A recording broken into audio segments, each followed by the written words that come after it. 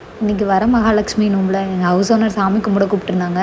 அங்கே போனதும் சாய்க்கு கையில் அந்த பூ வச்சு கயிறு கட்டி விட்டாங்க.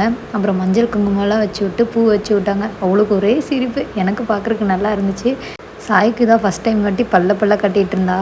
அங்கே பாருங்கள் சாமி எவ்வளோ அழகாக இருக்குன்னு. சாமி கும்பிட்டு வீட்டுக்கு கிளம்போது மஞ்சள் குங்குமம், வளையல், வெத்தலை பாக்கு, ப்ளவுஸ் பீட்டு, ஒப்புட்டு, பஜ்ஜி இதெல்லாம் கொடுத்துட்டு இருந்தாங்க. தம்பிக்கு பிளாங்கெட் ஆர்டர் போட்டிருந்தேன். 3 பீஸ் பிளாங்கெட் வந்து 265 வந்துச்சு. உண்மையாக சொல்லணும், செம்ம சாஃப்டாக சூப்பராக இருந்துச்சு. குட்டி தலைவருக்கு குட்டியாக பிளாங்கெட் ஆர்டர் போட்டு வாங்கியாச்சு. இந்த ப்ரைஸுக்கு இந்த ப்ராடக்ட் வந்து ஒர்த்து தான்.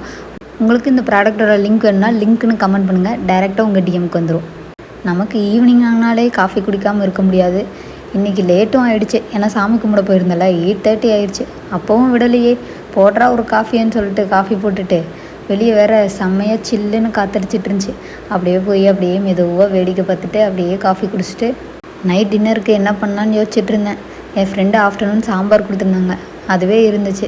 சரி ரைஸ் வச்சுட்டு சைடிஷாக அவரைக்காய் பண்ணிவிட்டு சாம்பார் வச்சு சாப்பிட்றலான்னு சொல்லிட்டு சைடிஷாக அவரைக்காவும் பண்ணியாச்சு.